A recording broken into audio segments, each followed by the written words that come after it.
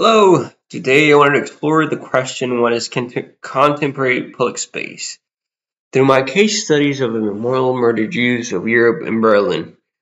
Traditionally, public space has been understood as plazas, parks, streets, where social life unfolds. However, contemporary public space is more complex. It involves layers of memory, political meaning, architecture, and every human interaction. The memory, designed by Peter Ainsman and completed in 2005, provides a powerful example of this complexity. Instead of presenting a traditional monument with statues or symbolic figures that project an entire landscape composed of 2,711 concrete blocks called stelae. Let's go to the next slide. So, Well, visitors did not simply observe the memorial from distance, instead they moved to it physically. This transforms the remembrance into an experience rather than a static object. So, looking at the site context, the memorial occupies an entire city block in the center of Berlin. It's located near several major landmarks, including the Brandenburg Gate and the Reichstag. Because of this location, the memorial is deeply embedded into everyday life of the city. The placement is important. Instead of insulating memory within a museum, the memorial integrates historical reflection into a daily movement of residents and tourists. People walking through the city encounter the memorial as part of their normal urban experience. In this way, memory becomes part of the landscape. Architectural system. Well, the memorial is composed of a grid of 2,711 concrete stelae arranged across a large field. From above, the system appears orderly and repetitive. The blocks from the strict grid, suggesting rational organization. However, once the visitor enters the field, the orders begin to break down. The ground gradually slopes downward, and the height of the blocks increases.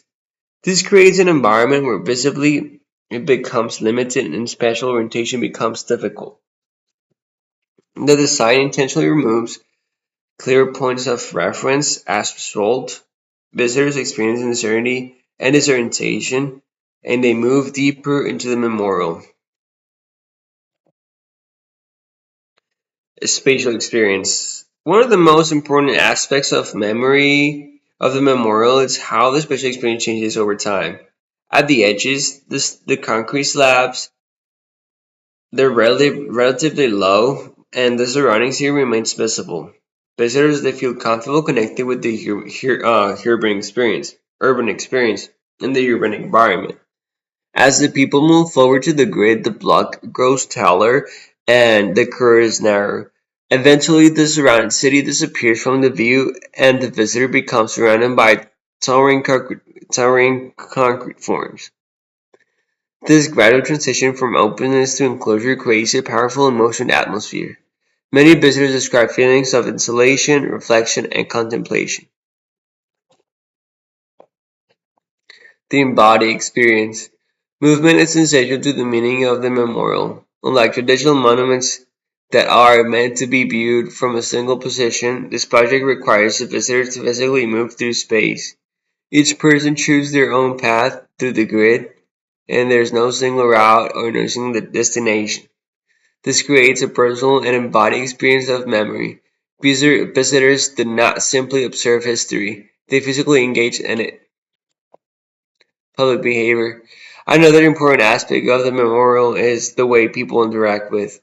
Visitors walk through the corridors, sit on the concrete slab, and take photographs, and sometimes they even play with the space.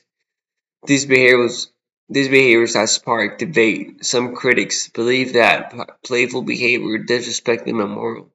Others argue that these interactions demonstrate how public space cannot be fully controlled. Slide. The memory here in space.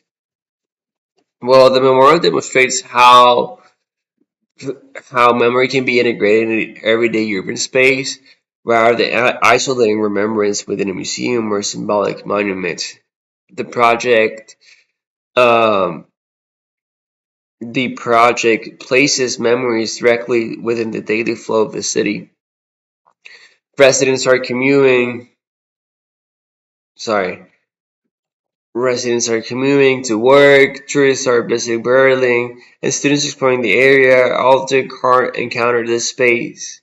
Because of this, remembrance becomes part of the human experience rather than something separate from it. The relationship between architecture and everyday life, it's defining a characteristic in contemporary public space. One second. Okay. So in conclusion, the Memorial for the Murdered Jews of Europe illustrates how contemporary public space operates throughout multiple layers, simultaneously architecture, landscape movement, and social environment. Throughout the spatial design, the memorial encourages reflection and emotional engagement, and at the same time, it remains an open interpretation of an interaction. This ambiguity allows the public to construct their own meaning within the space. Ultimately, contemporary public space is not simply defined by physical boundaries, it is created through the interaction between architecture, human behavior, and collective memory. The memorial demonstrates how design can transform urban space into a powerful site for reflection, dialogue, and shared experience. Thank you very much. That was it.